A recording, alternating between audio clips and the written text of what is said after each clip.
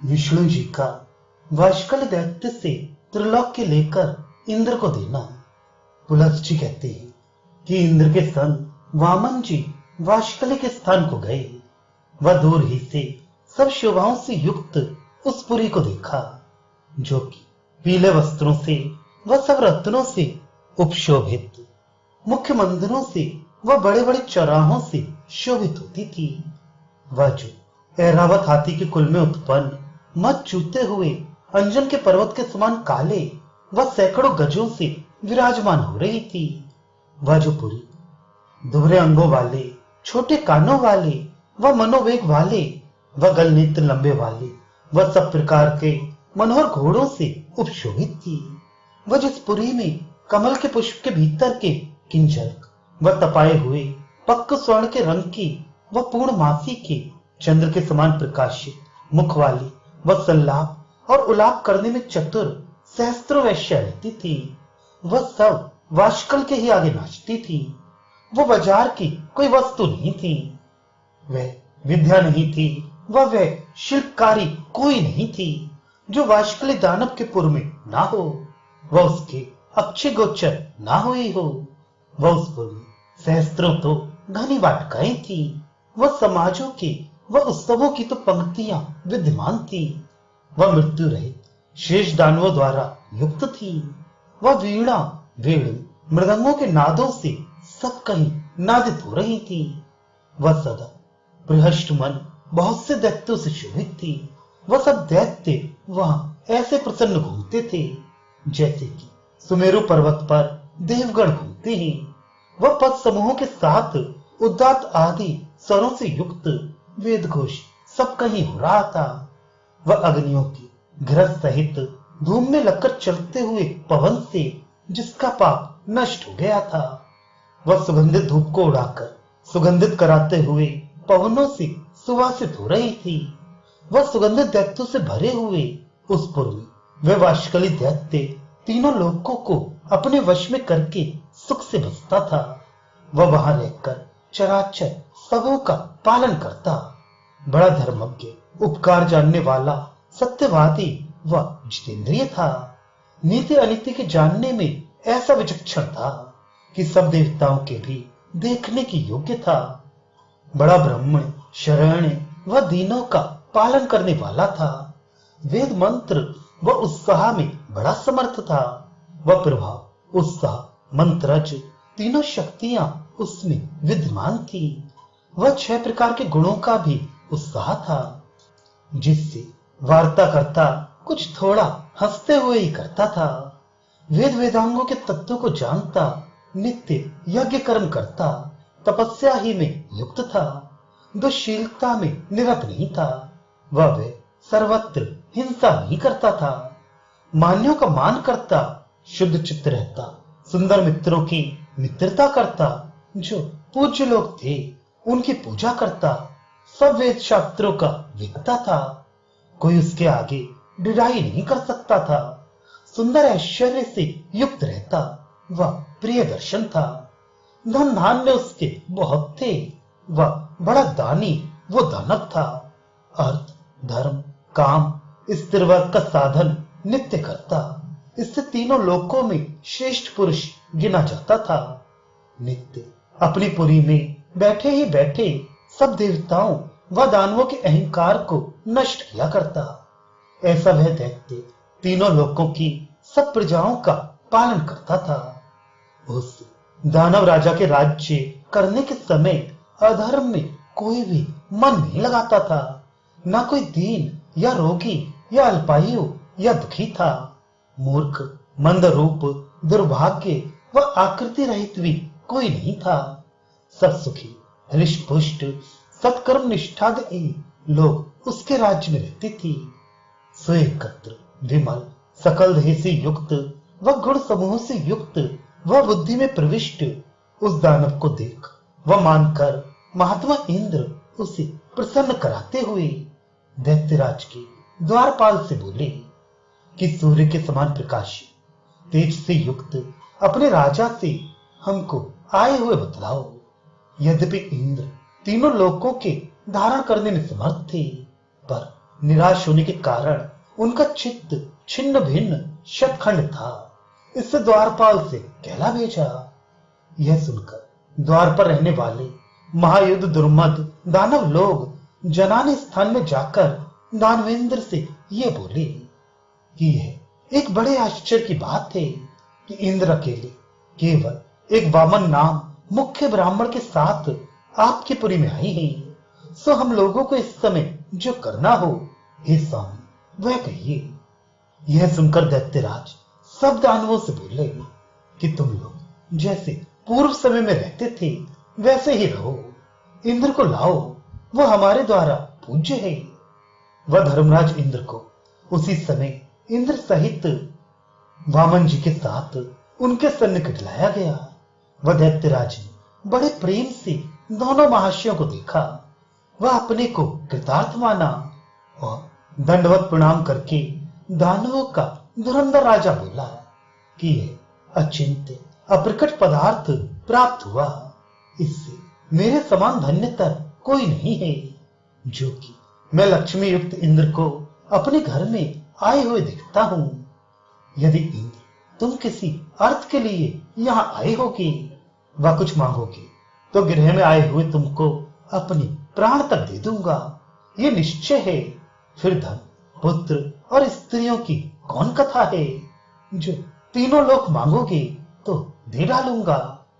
ऐसा कह सम्मुख आए हुए इंद्र को गोद में बिठाकर आदर से छटपटाकर वह प्रणाम करके हाथ पकड़कर बड़े प्रेम से अपने गृह के भीतर को निभा ले गया। वह वहां अर्घ्य पाद्य आचमन आदि से उनकी अच्छी रीत से पूजा की और कहा कि आज मेरा जन्म सफल हुआ। वह सब मनोरथ पूर्ण हुए, जो कि हे इंद्र तुमको अपने आप अपने गृह में आए हुए देखता हूं। हे देवराज तुमने मुझको मुख्य दानवों में विख्यात किया, क्योंकि तुम्हारे आने से मेरे गृह की पुण्यता हुई। अग्निष्टोम आदि यज्ञों के अच्छे प्रकार के करने से जो फल होता है आज वह फल हुआ, अथवा राष्ट्रीय यज्ञ का फल तुम्हारे दर्शन से हुआ। जो फल पृथ्वी का दान करने से अथवा ऋतुज के अर्थ गौएं देने व राष्ट्रीय यज्ञ करने से होता है वह फल मुझको हुआ। हे इंद्र अन्य किसी की तपस्या से तुम्हारे दर्शन नहीं हो सकते। इससे इस ग्रह में तुम्हारा जो प्रिय मुझको करना हो वह कहिए। आप इस विषय में कभी किसी भी प्रकार से अन्यथा विकल्प ना करें। जो आप कहेंगे चाहे अति दुष्कर भी हो, परंतु उसे किया हुआ ही जाने। मैं पुण्य तो था ही, पर हे शत्रुसूदन तुम्हारे दर्शन से पुण्यता को प्राप्त हुआ। हे प्रभु तुम्हारे आगमन का कौन सा कृत्य है हमसे कहो। मैं तुम्हारे आगमन का कारण अति आश्चर्य मानता हूं। इंद्र यह सुनकर बोले कि हे वाशकले हम तुमको मुख्य दानवों का प्रधान जानते हैं। हे असुरोत्तम जो वस्तु तुम में हमने देखी वह अति आश्चर्य की नहीं है, क्योंकि आपके गृह में आए हुए अर्थी लोग विमुख नहीं जाते। अर्थीयों के लिए तो तुम कल्पवृक्षी हो, क्योंकि तुम्हारे समान अन्य कोई दाता विद्यमान ही नहीं है। प्रभा में तो सूर्य के तुल्य हो, वह गंभीरता में समुद्र के समान हो, सहनशीलता में पृथ्वी के तुल्य श्री करके नारायण की उपमा है। कश्यप जी के शुभ कुल में ये वामन नाम ब्राह्मण उत्पन्न हुए, सो इन्होंने हमसे प्रार्थना की कि हमें 3 पैर पृथ्वी दे दो। उसमें हम अग्नि की रक्षा के लिए कुटी बनाएंगे, जिसमें कि यज्ञ किया करेंगे। इस कारण ये याचना हमारी है, क्योंकि हे वाशकले हमारे तीनों लोक तो तुमने ही हर लिए हैं। मुझे निवृत्ति कौन है, मैं तो निर्धन हूं। जो देना है वह तो हमारे है नहीं, हमारे कुछ है नहीं जो इनको दे। सो पराये अर्थ आपसे याचना करते हैं, कुछ अपने अर्थ नहीं।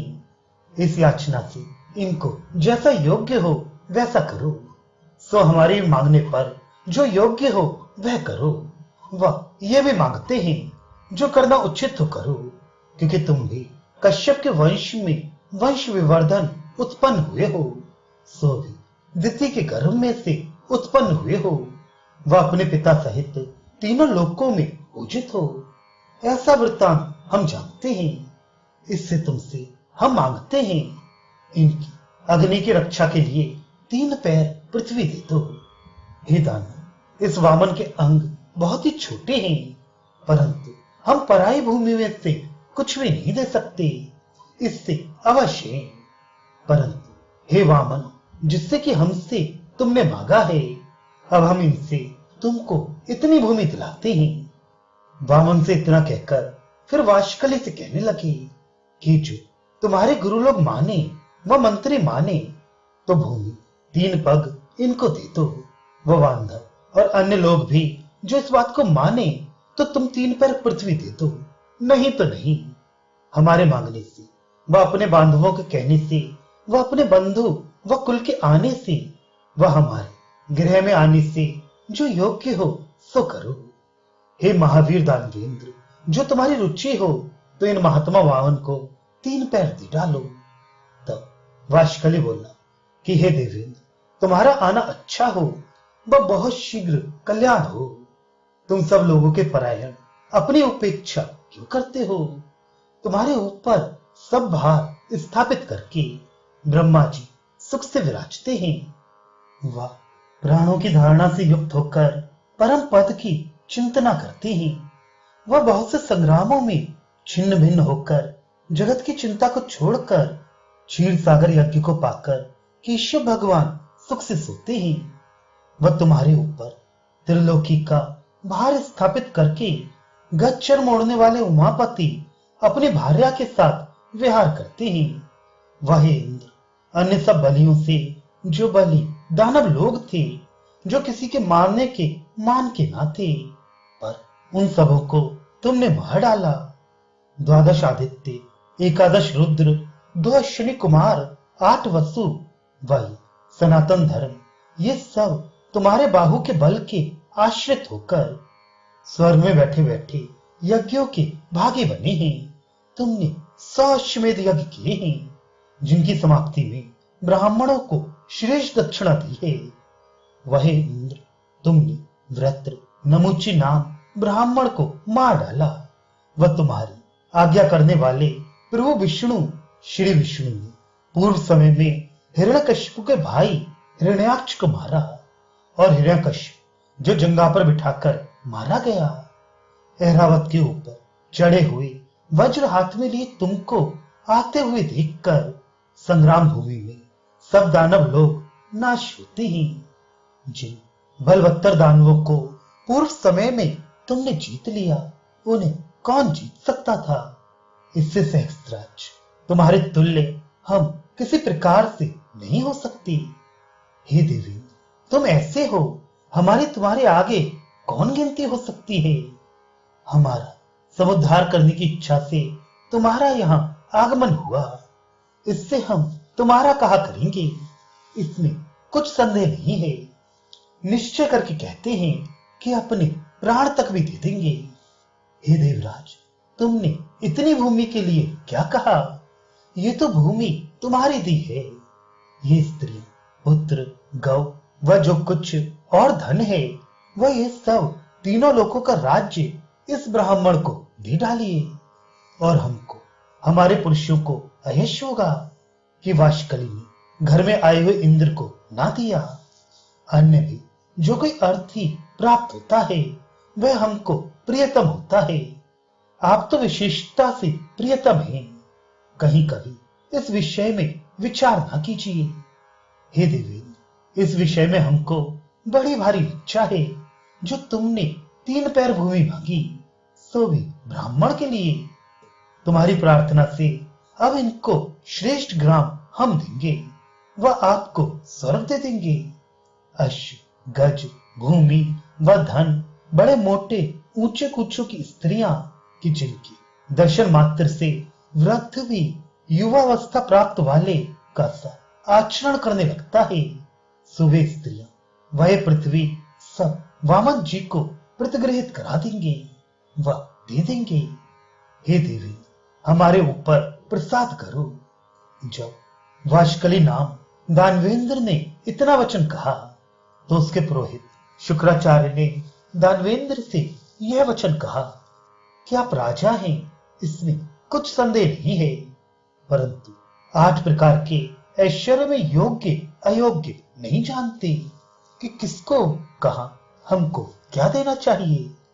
इससे मंत्रियों से विचार कराकर योग्य अयोग्य की परीक्षा करके तब किसी को कुछ दीजिए, क्योंकि तुमने इंद्र आदि सब देवताओं को जीतकर तो यह तीनों लोकों का राज्य पाया है, परंतु इस वाक्य के पीछे आप बंधन को प्राप्त होंगे, क्योंकि हे राजन, जो ये वामन है सो सनातन विष्णु है, इनको आप कुछ न दें, क्योंकि इन्होंने आप तुम्हारे पिता को मार डाला है। ये तुम्हारे पिता माता व बंधुओं के वध करने वाले यहाँ प्राप्त हुए हैं, तुम्हारे वंश के उच्छेद करने वाले हैं और वंश का नाश करेंगे, क्योंकि ये धर्म को नहीं जानते, केवल देवताओं के ही हित में लगे रहते हैं। मायावी जितने दानव थे, माया ही से इन्होंने जीत लिया, जैसे कि तुमको इन्होंने अपना रूप माया से वामन करके दिखाया है। इस विषय में बहुत कहने से क्या है, इनको कुछ भी किसी प्रकार से भी ना देना चाहिए। जो मक्खी के पैर भर पृथ्वी इनको दोगे तो विनाश को प्राप्त होगे, ये हम तुमसे सत्य सत्य कह देते हैं।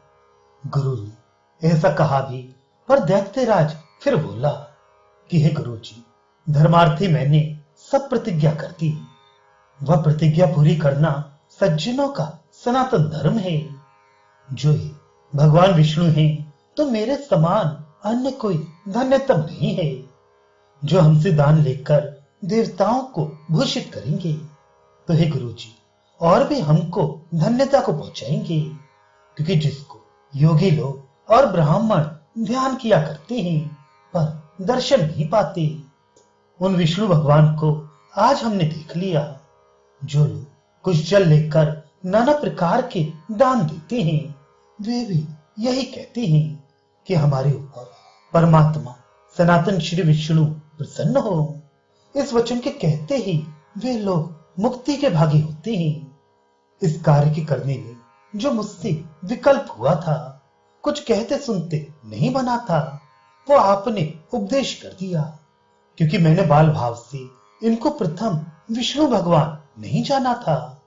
शत्रु भी जो गृह में आ जाता है तो फिर उसके लिए कुछ अदेय नहीं रहता। हे गुरु जी, यही सोचकर हम अपने प्राण भी वामन को दे देंगे, वह इंद्र को स्वर्ग दे देंगे। जो दान पीड़ा कारक नहीं है वह दान हम देते हैं, क्योंकि जो दान पीड़ा कारक होता है वह दान मल सहित रहता है। इतना सुनकर गुरु जी ने मारे लज्जा के नीचे मुख कर लिया। वाशकली बोला कि हे इंद्र, जितनी पृथ्वी आपने हमको दी थी वह सब धरणी हमने दे दी, क्योंकि इस बात की हमको बड़ी लज्जा होगी कि राजा ने 3 ही पैर भूमि दी। यह सब इंद्र बोले कि हे दानवेंद्र, जो आपने हमसे कहा वह सत्य है, परंतु इन ब्राह्मण देव ने हमसे केवल 3 ही पैर पृथ्वी मांगी थी, बस इनका प्रयोजन इतना ही है। वह हमने भी इन्हीं के लिए आपसे याचना की। इससे हे धनुपुत्र, आप इतनी ही दें। वाशकली दैत्यराज बोला कि हे देवराज, 3 पैर पृथ्वी तुम वामन जी को दे दो, वह उस पर तुम सुख से बहुत दिनों तक बसो। ऐसा कहकर वाशकली ने वामन को 3 पैर पृथ्वी कुश जल सहित देकर कहा कि श्री हरि, आप मेरे ऊपर प्रसन्न हो।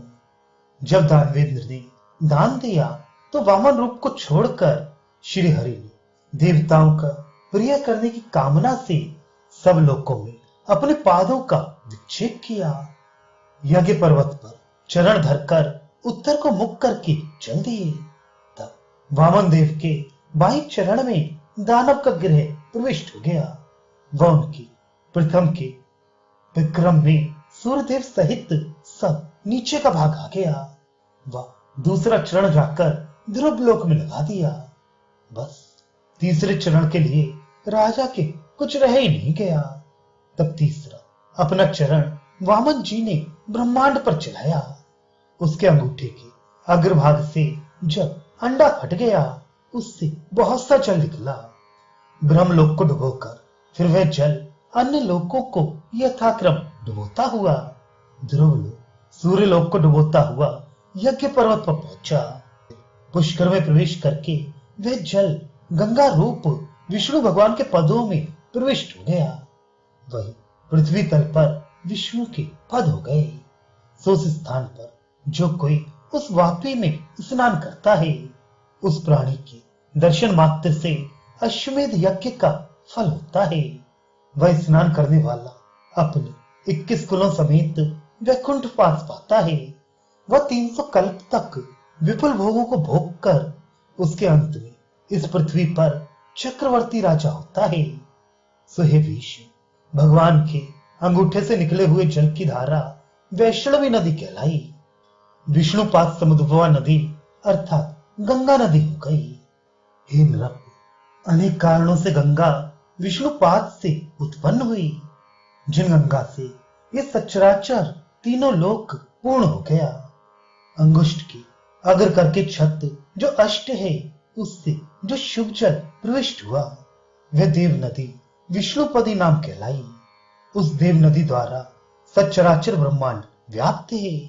विभूतियों द्वारा हे महाभाग, सबके अनुग्रह के वास्ते पीछे वामन जी ने वाष्कली दत्त से कहा कि हमारा तीसरा पैर पूरा करो। वाष्कली ने नीचे को मुख कर लिया। इसका उत्तर कुछ न दे पाया। उसे मौन देखकर पुरोहित शुक्राचार्य जी ये बोले कि हे वामन जी, दान शक्ति स्वाभाविक ही होती है।